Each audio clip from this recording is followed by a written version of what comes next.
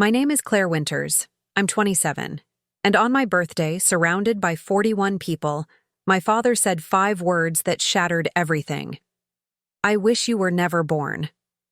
I couldn't believe it, not because I didn't think he felt that way, but because he finally said it out loud in front of everyone, while my stepmother nodded in agreement and my half-sister filmed the whole thing like it was entertainment. The truth? That dinner wasn't a celebration. It was a trap. A calculated performance designed to humiliate me into handing over $57,000 for my sister's wedding, using my dead mother's memory as leverage and a crowd as emotional blackmail. I was betrayed, backstabbed, and exposed in the cruelest way possible. But what my father didn't know was that I'd already seen it coming. 3 days earlier, I'd found the group chat where they planned the whole thing. And while they thought they were setting me up for the ultimate takedown, I was setting up something else entirely. Justice. Because what happened next wasn't revenge. It was the long, cold, perfectly documented payback they never saw coming. They thought they'd destroyed me that night. They had no idea I was about to reclaim everything they'd stolen, starting with the house they didn't know was already mine. That moment replayed in my head all night. I could still see my father looking me straight in the eye, surrounded by 41 people, as he said the words that broke everything. I wish you were never born. The candles were still burning on the cake. Nobody moved. My stepmother, Diane, nodded like she'd been waiting years to hear him say it out loud, and my half-sister Amber held her phone up, recording every second of my humiliation like it was content for her highlight reel. I couldn't believe what I was hearing, but the shocking part wasn't just the words. It was that everyone stayed silent, like they'd all agreed this was supposed to happen. I didn't cry. I didn't scream. I just sat there feeling the weight of 41 pairs of eyes on me, watching me get destroyed at my own birthday dinner. The truth hit me in waves. This wasn't a celebration. It was a performance, and I was the punchline. My father's voice still echoed in my head as Diane leaned over and whispered something to Amber, both of them smiling like they'd just won something. Betrayal doesn't come with a warning label, but if it did, mine would have been written in my father's handwriting years ago. I felt shamed, mocked, like every year I'd spent trying to be enough had been a joke to them all along. But here's what they didn't know. I'd already seen the cracks forming. 3 days before that dinner, I'd found a group chat on Diane's laptop, left open, careless, almost like she wanted me to see it. The messages were brutal. They'd planned this whole event not to celebrate me, but to trap me. The goal? Get me in front of as many people as possible, use the memory of my late mother as emotional leverage, and guilt me into handing over the $57,000 I'd been saving for years. Also, Amber could have her dream wedding. Karma was already whispering in my ear, but I wasn't ready to act on impulse yet. I thought about all the times they'd called me difficult or selfish because I wouldn't just hand over my life on a silver platter. The infidelity wasn't romantic. It was familial. They cheated me out of respect, out of dignity, out of the basic decency a daughter deserves. And my father? He lied every time he said he was proud of me. Every time he told me I was part of this family. Self-worth isn't something you inherit. It's something you reclaim when people try to take it from you. And sitting there, with cake crumbs on the table and my father's words still hanging in the air, I made a decision. I wasn't going to react the way they wanted me to. I folded my napkin. I stood up. I didn't say a word. 41 people watched me walk out of that restaurant like I was the villain in their story. But I knew something they didn't. The real story was just beginning. Revenge isn't loud, it's patient. And I'd been paying attention for 4 years, tracking every dollar, every bill, every lie they'd built their lives on top of. Backstabbed by the people who were supposed to protect me? Fine. But they had no idea what justice looked like when it was calculated, documented, and about to land on their doorstep. Because 3 days before that dinner, I'd also done something else. I'd called a lawyer named Margaret Calloway, someone my late grandmother Eleanor had once mentioned in passing, and I'd said 5 words that would change everything. I think I need help. The group chat was titled Operation Birthday Contribution. I wish I was making that up. Diane had messaged her sister and 2 cousins, laying out the plan like she was producing a reality show episode. We need everyone there. The more people, the more pressure. She won't say no in front of a crowd. Use Catherine's memory. She'll crack. Catherine was my mother. My mother, who died when I was 19, was being used as a prop in their scheme. The betrayal wasn't just financial, it was sacred. They were weaponizing grief, and I couldn't believe they'd go that low. But the evidence was right there in Arial font, time-stamped, saved to the cloud. I scrolled through message after message, my hands shaking. Amber had written, "If she doesn't give me the money, I'll make sure everyone knows how selfish she is. Dad's already on board." My father had replied with a thumbs-up emoji. A thumbs up. Like approving a family betrayal was the same as liking an Instagram post. Vengeance wasn't even on my mind yet. I was still stuck in shock, trying to process that the people I'd been supporting for years saw me as an ATM with an emotional override button. They'd planned the guest list specifically. People from church, distant relatives I barely knew, even my father's coworkers, all to maximize the humiliation if I said no. This wasn't a party. It was a public execution disguised as a celebration.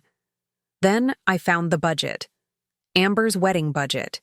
$57,000, the exact amount I'd saved. Not approximate. Exact. Which meant they'd been monitoring my accounts, or I'd mentioned it once and Diane had filed it away like ammunition. The spreadsheet had line items: venue, dress, florals, catering, honeymoon. My money, redistributed across her fantasy day, like I owed her my future because she was the golden child and I was… What? The cash cow? The scapegoat who existed to fund everyone else's happiness? Family drama doesn't cover it. This was systematic extraction, dressed up as love and obligation. And the shocking part was how long it had been going on without me even naming it. I kept reading. Diane had written a script, an actual script, for how my father should bring it up naturally during the dinner. She'd included lines like, "Your mother would have wanted you to help your sister," and "This is what family does. We sacrifice for each other." Sacrifice. As if I hadn't been sacrificing for 4 years while they drained me dry. I thought about all the times I'd felt guilty for wanting to keep my own money, for hesitating when they asked for just a little help. That guilt was engineered. The lies weren't just in what they said, they were in the story they'd convinced me to believe about myself, that I was the problem, that I was cold, that wanting boundaries made me a bad daughter. I closed the laptop and sat in the dark for 20 minutes, just breathing. Payback wasn't a word I used lightly, but it was the only one that fit. Not revenge for the sake of destruction. Payback for the years I'd lost thinking I was the broken one, the difficult one, the one who needed to try harder. I didn't want to hurt them. I wanted them to see. I wanted the 41 people at that dinner to know the truth, not the performance. So I started making calls. First to the bank, to move my money to an account they couldn't touch. Then to the credit card company, to cancel the supplementary card Diane had been using like it was her birthright. And finally, to Margaret Calloway, a name my grandmother had mentioned once, years ago, right before she passed, saying, "If you ever need someone who'll fight for you, call her." I didn't know then that my grandmother had already set something in motion, something that would only activate when I was ready to fight back. For 4 years, I paid the mortgage. Not half, the whole thing. $1,400 a month, auto-drafted from my account on the first, every single month without fail. My father's name was on the deed, but my money kept the roof over everyone's head, including Diane's, including Amber's, including my father's. I also covered property taxes, homeowners insurance, and the quarterly HOA fees that nobody else seemed to remember existed until I reminded them. $63,000 over 4 years, just on the house. But they called me difficult when I asked if maybe, just maybe, someone else could contribute. Dignity isn't something you lose all at once. It's something that gets shaved off in small moments whenever you're told you're overreacting for wanting basic fairness. Then there was the supplementary credit card. I'd added Diane to my account 3 years ago because she'd said it was temporary, just until she got back on her feet after leaving her job to support the family full-time. That temporary situation turned into 31 months of charges I didn't make. Grocery runs that included wine and premium cuts of meat I never saw, gas for a car I didn't drive, online shopping hauls for home decor that went straight to Amber's apartment. I tracked it once. $18,000 in 3 years. Not for emergencies, for lifestyle, for convenience.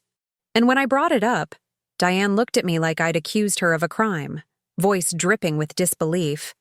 After everything we've done for you, you're really going to nickel and dime your own family? Everything they'd done for me. Let's talk about that. I moved back in after my mother died, not because I needed to, but because my father said he couldn't handle the house alone, that he needed me there. I was 19, grieving, and I believed him. So I stayed. I paid rent, $600 a month, even though it was my childhood home, even though my mother had wanted me to inherit it someday.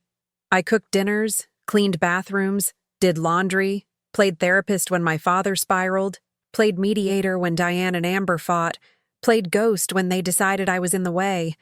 I was backstabbed every time they rewrote history, every time they told relatives I chose to stay because I couldn't make it on my own, every time they painted me as the dependent one when I was the only thing keeping that house from collapsing. The infidelity of it all wasn't about romance. It was about trust.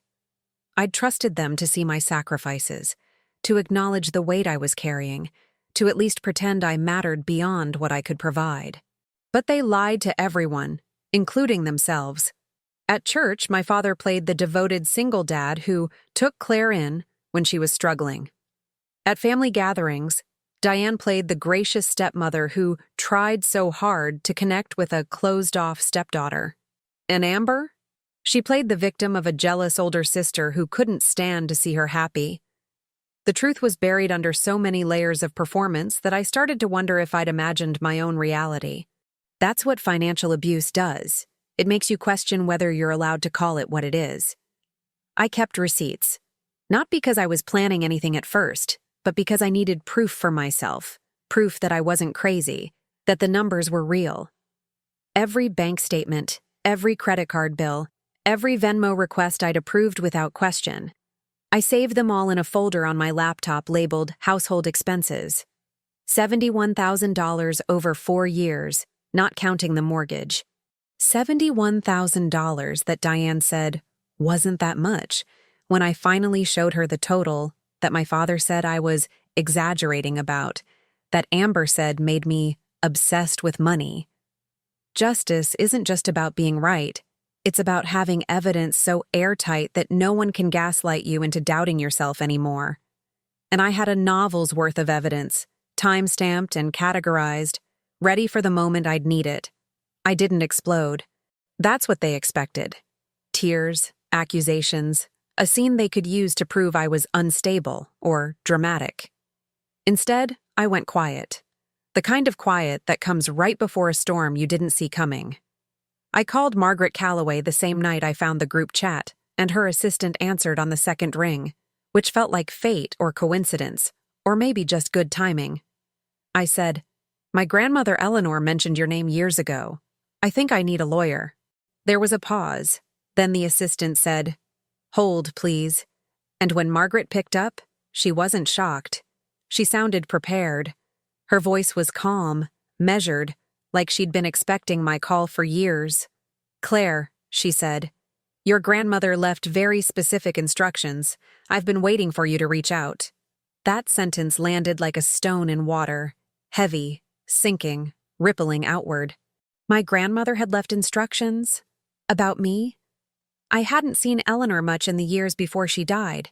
My father had kept her at arm's length, said she was interfering and judgmental, and I'd believed him because I didn't know better.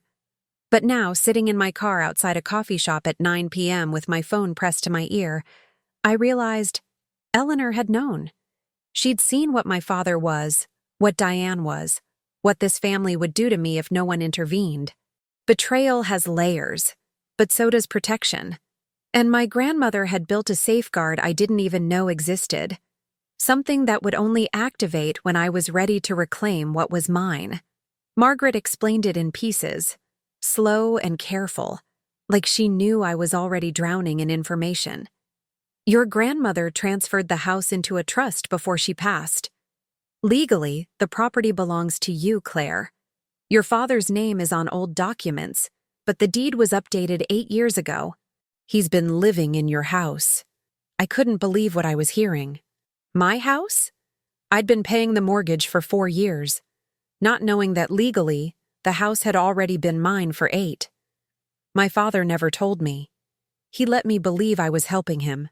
She didn't tell you because she wanted you to discover it when you needed it most, Margaret continued. She knew if she told you too early, your father would find a way to manipulate the situation. This way, the power was always yours. You just didn't know it yet. Karma doesn't always come from you. Sometimes it comes from people who loved you enough to plan ahead. We met 2 days later at her office downtown. A glass and steel building that smelled like leather and old books and something I couldn't name but felt like security. Margaret had a file. Thick, labeled with my name, stuffed with documents I'd never seen. Deed transfers, notarized letters. Bank statements showing Eleanor had been monitoring my father's finances for years, tracking his debts, his gambling habits he'd hidden from everyone, his pattern of using people until they were empty. She wanted you to have options, Margaret said, sliding a folder across her desk. The house, the documentation of your financial contributions, and a legal strategy if you ever decide to pursue it. But Claire, she looked at me directly. No softness, just truth. This only works if you're ready to set boundaries. Real ones. The kind that hurt before they heal. I thought about my father's face at my birthday dinner. The way he'd looked at me like I was disposable, like saying those words in front of 41 people was justified because I'd somehow failed him just by existing. I thought about Diane's smug smile, Amber's phone recording my destruction, the collective silence that felt like agreement. Revenge wasn't what I wanted. I wanted justice, the kind that didn't require me to sink to their level but simply revealed the truth they'd been hiding for years. I'm ready, I told Margaret. And for the first time in 4 years, I felt something shift inside me. Something that wasn't anger or hurt, but clarity. Cold, sharp, undeniable clarity. The shocking part wasn't that I had power. It was that I'd always had it. I just needed someone to show me where I'd left it. The restaurant was packed. 41 people crammed into a private dining room with exposed brick and Edison bulbs. The kind of place that photographs well and costs extra for ambiance. I arrived on time, wearing the dress Diane had suggested. Navy blue, modest, forgettable. She'd even texted me that morning. Wear something nice, but not attention-grabbing. Tonight isn't about you. And I'd almost laughed, because she was right. It wasn't about me. It was a stage, and I was the target. Everyone was already seated when I walked in. Relatives I hadn't seen in years, church members my father barely spoke to, co-workers who didn't know my middle name. Diane had built an audience, and I was about to find out why. The humiliation was pre-planned, catered, and served with a side of public pressure. Dinner started normally enough. Small talk, forced laughter, my father playing the doting dad who was so proud to celebrate his daughter. But I noticed things. The way Diane kept glancing at her watch, the way Amber had positioned herself across from me with her phone angled just right, the way certain people seemed nervous, like they'd been briefed on what was coming. Then, halfway through the second course, my father stood up, glass in hand, and the room went silent. I want to thank everyone for being here tonight, he said, voice steady, practiced. We're not just celebrating Claire's birthday, we're celebrating family. And family means supporting each other, especially during big moments. He looked directly at me. My stomach dropped. This was it. The trap was closing. Amber and Derek are getting married, he announced, and the room erupted in applause. Amber had been dating Derek for barely a year, but she beamed, holding up her hand to show off a ring I hadn't known existed. Derek, her fiancé, looked uncomfortable but smiled anyway, nodding at people he barely knew.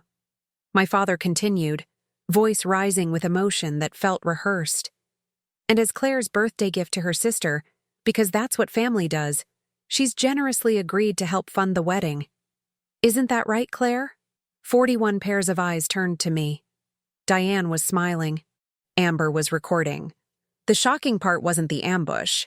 It was how confident they were that I'd fold, that the social pressure would be enough to make me hand over $57,000 just to avoid looking selfish in front of strangers. They lied right there in front of everyone and expected me to co-sign their fiction. I could feel it.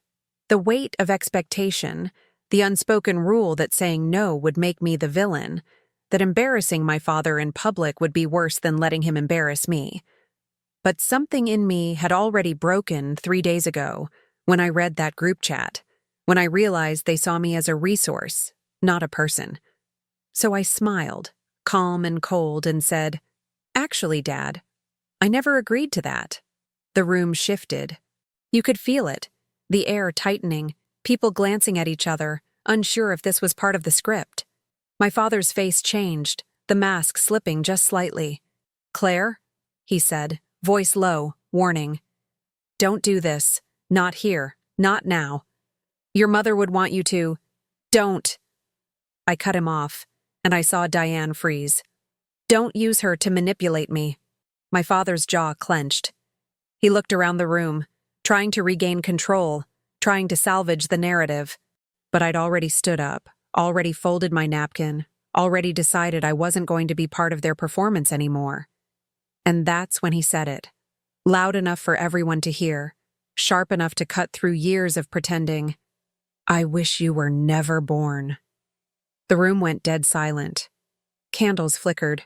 Amber's phone was still recording. Diane nodded, like she'd been waiting for him to finally say what they'd all been thinking. And me? I looked at him, at all of them, and felt something I hadn't felt in years. Free. Because betrayal only works if you still care what they think. And I was done caring. I didn't cry. I didn't yell. I didn't give them the scene they wanted, the breakdown they could clip and share and use as proof that I was too emotional or unstable.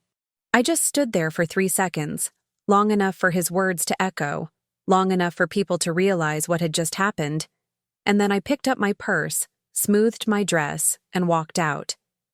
No door slam, no final speech, just silence. 41 people watched me leave, and I didn't look back. Revenge isn't always loud. Sometimes it's the sound of your heels on hardwood and the refusal to give anyone closure they didn't earn. I got in my car, drove home, and the first thing I did was open my laptop. Not to cry, to move money. By midnight, my savings were in a new account at a different bank, one my father didn't know existed, one Diane couldn't charm a teller into accessing, one that required 2-factor authentication and a password nobody could guess. $57,000, moved in 4 clicks. Then I called the credit card company, and the representative was sympathetic in that scripted way customer service reps are. But she got it done. Supplementary card canceled, effective immediately. "Is there anything else I can help you with tonight?" she asked. "No," I said. "That's everything." But it wasn't. I pulled up the folder labeled Household Expenses and started a new document. Every mortgage payment, every bill, every charge on that credit card, totaled and categorized. Just over $150,000 over 4 years. I printed 3 copies. The next morning, I called Margaret. "It happened," I said. "Good," she replied. "Are you ready for the next part?" I was. We scheduled a meeting for the following week, not with me and my father, but with the family, the church, the people who'd been fed a version of me that didn't exist. Margaret called it setting the record straight. I called it justice. Because the shocking truth wasn't just that I'd been paying for everything. It was that my father had been living in a house that legally belonged to me for 8 years, and he had no idea. Eleanor had seen this coming, had protected me in a way I couldn't protect myself, had made sure that when the time came, I'd have more than anger. I'd have proof. Karma was patient, and so was I. I found a studio apartment across town, small, expensive, but mine. Lease signed, deposit paid, move-in date set for 2 weeks out. I didn't tell anyone. I packed in silence, one box at a time, taking only what was mine. Clothes, books, my mother's jewelry box, the quilt my grandmother made. I left everything else. The furniture I'd bought, the kitchen supplies, the framed photos on the wall. Let them keep it. I wasn't reclaiming things. I was reclaiming myself. On my last night in that house, I went to my father's office and left an envelope on his desk. Inside, printed bank statements, highlighted totals, a note that said, "For your records, you're welcome for the 4 years." No signature. He'd know who it was from. Then I locked my bedroom door, slept better than I had in months, and left before anyone woke up. The calls started 2 days later, 17 missed calls from my father in one afternoon. The first few were angry, demanding I come back, accusing me of abandoning the family, insisting I owed them an explanation. Then they shifted, confused, asking what the envelope meant, why the mortgage payment didn't go through, why Diane's card wasn't working. Then desperate. "Claire, we need to talk, please. I didn't mean what I said. I was angry. I wasn't thinking. Just call me back." Control looks like cruelty until it starts slipping away. Then it sounds like regret. But I didn't call back. Because self-worth isn't about getting an apology. It's about not needing one to know you deserved better. Margaret had advised me, "Don't engage until the meeting. Let them sit in the consequences." So I did. I let them wonder. I let them panic. I let them feel, for the first time, what it's like when the person you've been using decides they're done being used. The meeting was set for Sunday after church service, in the community room where my father loved to play the pillar of faith and family values. Margaret had coordinated with Uncle Roy, my mother's brother, the only relative who'd ever asked if I was okay, and he'd arranged for the church to make the space available. "This is about transparency," Margaret had said. "Not revenge. We're simply going to present facts." But facts, when you've been lied to for years, feel like vengeance. Facts, when they dismantle someone's carefully constructed image, are the sharpest tool you can use. And I was ready. Not to hurt him, to free myself. Because the betrayal wasn't just what he'd said at my birthday. It was every day before that, when he'd let me believe I was the problem. Now, he was about to learn the truth. I was never the problem. I was the solution he took for granted. So tell me, do you think my father actually changed? Or is he just scared of losing control? Because 17 phone calls is a lot of effort for someone who wished I was never born. Here's what I want to know from you. Have you ever been the scapegoat in your family? The one who gave everything and got blamed for wanting boundaries? Have you ever walked away from people who were supposed to love you because staying was killing you slowly? Drop your story in the comments. I read every single one, and I promise you, you're not alone in this. Maybe you're still in it, wondering if you're overreacting. Maybe you got out and you're rebuilding. Maybe you're the person everyone calls difficult because you refuse to be a doormat. Whatever your story is, I want to hear it. Because these conversations matter. They break the silence. They prove that choosing yourself isn't selfish, it's survival.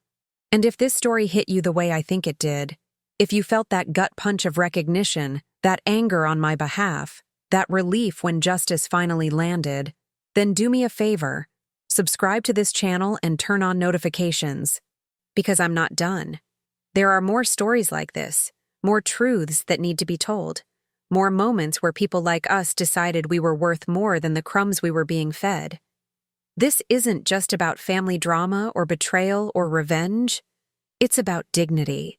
It's about knowing when to stop lighting yourself on fire to keep people warm who wouldn't even thank you for the heat. So subscribe, stay close, And let's keep pulling back the curtain on what family dysfunction really looks like when you stop pretending everything's fine. You deserve to see yourself reflected in stories that don't sugarcoat the damage or rush to forgiveness. You deserve content that says, your anger is valid, your boundaries are necessary, and walking away was the bravest thing you ever did. I'll see you in the next one.